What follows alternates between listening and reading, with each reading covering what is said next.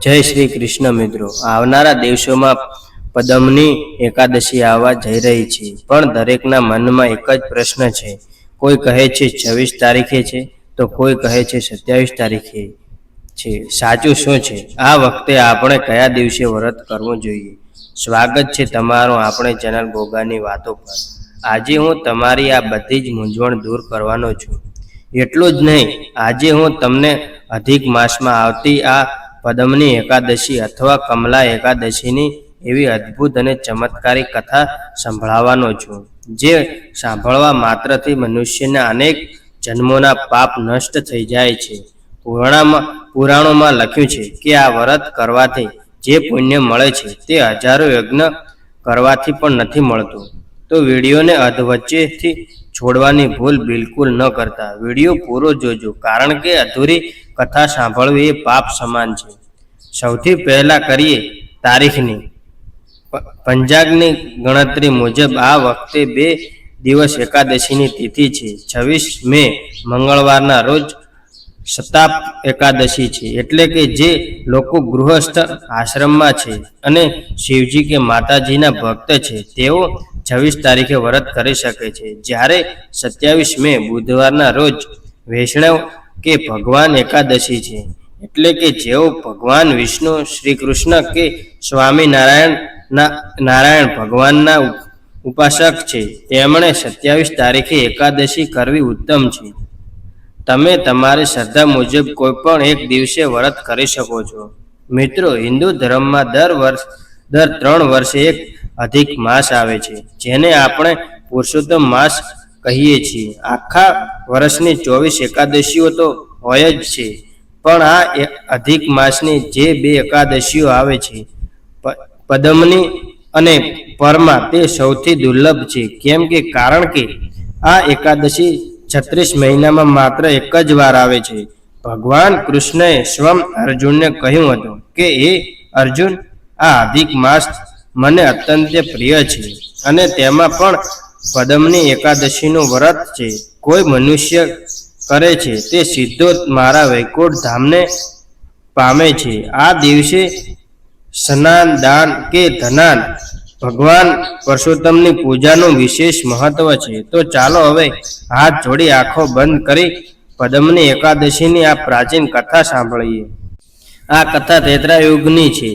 મહિષામતમી નામની એક અત્યંત સુંદર નગરી હતી. ત્યાં કૃતવ્ય નામના એક પ્રતાપી રાજા રાજ કરતા હતા. રાજા પાસે અઢળક સંપત્તિ હતી, વિશાળ સામ્રાજ્ય હતું અને તેમની ઘણી રાણીઓ હતી.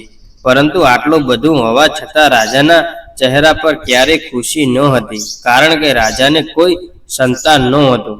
સંતાન વગર આખો રાજપાટ તેમને સૂનું લાગતું હતું. રાજાએ અનેક યજ્ઞ કર્યા, દેવી દેવતાઓની પૂજા કરી, અન્ન વસ્ત્રનું દાન કર્યું, પણ કોઈ જ ફળ ન મળ્યું. છેવટે નિરાશ થઈને રાજાએ નક્કી કર્યું કે જેઓ રાજપાટ છોડીને જંગલમાં જઈને તપસ્યા કરશે. જ્યારે રાજા જંગલમાં જવા નીકળ્યા ત્યારે તેમની સૌથી પ્રિય રાણી, જેનું નામ પદમની હતું, જે રાજા હરિશ્ચંદ્રની પુત્રી હતી, તેમણે પણ પોતાની પત્ની ધર્મ નિભાવવા રાજા સાથે વનમાં જવાની જીદ કરી. વનમાં જઈને રાજા અને રાણીએ કઠોર તપસ્યા શરૂ કરી.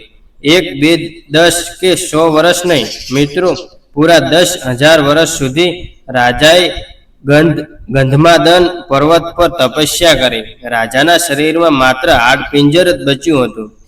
આ જોઈને રાણી પદમની ખૂબ દુઃખી થઈ ગઈ. તે સતી અનુસૂયા પાસે ગઈ અને રડતા રડતા બોલી, હે માતા, મારા પતિએ 10,000 વર્ષ તપ કર્યું છે, છતાં ભગવાન પ્રસન્ન નથી થયા. કૃપા કરીને મને કોઈ એવો ઉપાય બતાવો કે જેનાથી ભગવાન પ્રસન્ન થાય અને અમને એક ઉત્તમ પુત્રની પ્રાપ્તિ થાય. ત્યારે માતા અનુસૂયાએ રાણી પદમનીને એવો રસ્તો બતાવ્યો જેણે તેમનું જીવન બદલી નાખ્યું.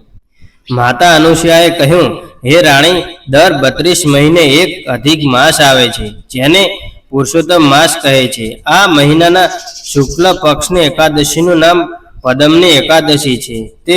તો આ એકાદશીનું નિર્જળા વ્રત કર. રાતે ભગવાન વિષ્ણુના નામનું જાગરણ કર. તારા આ વ્રતથી ભગવાન ચોક્કસ પ્રસન્ન થશે. રાણી પદ્મનીએ આ માતા અનુસૂયાના કહ્યા મુજબ અધિક માસ આવતા જ પદ્મની એકાદશીનું વ્રત પૂરા નિયમ અને ભક્તિ ભાવથી કર્યું. આખી રાત જાગીને પ્રભુનું કીર્તન કર્યું. અને મિત્રો, એ જ દિવસે એક ચમત્કાર થયો. ભગવાન ગરુડ પર સવાર થઈને સાક્ષાત રાણી પદ્મનીની સામે પ્રગટ થયા. ભગવાને કહ્યું, હે રાણી, અધિક માસ મને ખૂબ જ પ્રિય છે અને તેઓ તેમાં એકાદશીનું વ્રત કર્યું છે. તેથી હું તારા પર અત્યંત પ્રસન્ન છું. માગ, તારે શું જોઈએ છે? રાણીએ ભગવાનને વિનંતી કરી કે હે પ્રભુ, જો તમે મારા પર પ્રસન્ન છો તો આ વરદાન મારા પતિને આપો. ભગવાને રાજાને દર્શન આપ્યા. રાજાએ વરદાન માગ્યું કે હે પ્રભુ, મને એવો પુત્ર આપો જે સર્વગુણ સંપન્ન હોય, ત્રણેય લોકમાં કોઈનાથી પરાજિત ન થાય અને જેનો પરાક્રમ દેવો અને અસુરો પણ સ્વીકારે. ભગવાને તથાસ્તુ કહ્યું અને એ જ વરદાનના પ્રભાવથી સમય જતા રાણી પદ્મનીના ગર્ભથી એક મહાન પરાક્રમી પુત્રનો જન્મ થયો, જેનું નામ પડ્યું કાર્તવીર્ય અર્જુન, રહસ્ય બાહુત, જેણે પાછળથી મહાન શિવ ભક્ત રાવણને પણ યુદ્ધમાં હરાવીને બંદી બનાવી દીધો હતો. આવો છે અધિક માસની પદ્મની એકાદશીનો વ્રતનો પ્રભાવ. મિત્રો, હવે પ્રશ્ન એ થાય છે કે આપણે આ વ્રત કેવી રીતે કરવું? 1.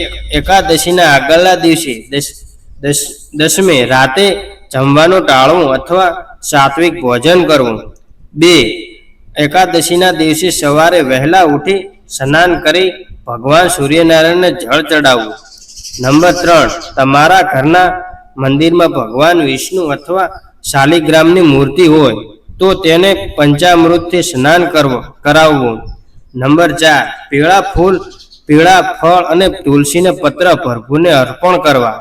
યાદ રાખજો, એકાદશીના દિવસે તુલસી તોડવી પાપ છે, તેથી આગળના દિવસે જ તોડીને રાખી લેવા. નંબર 5.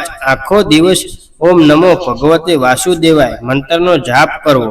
શક્ય હોય તો નિર્જળા કે ફળાહાર વ્રત કરવું અને રાજે પ્રભુનું ભજન કીર્તન કરવું.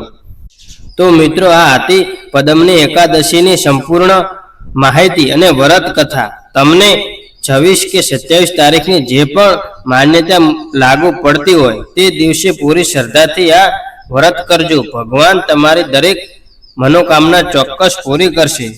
જો તમને આ કથા સાંભળવામાં આનંદ આવ્યો હોય અને કંઈક નવું જાણવા મળ્યું હોય તો વિડીયોને અત્યારે જ એક લાઈક કરી દો અને આ કોમેન્ટ બોક્સમાં જય શ્રી કૃષ્ણ લખવાનું ભૂલતા નહીં, જેથી કોમેન્ટ બોક્સમાં પણ ભગવાનના નામનો નાદ ગુંજી ઉઠે.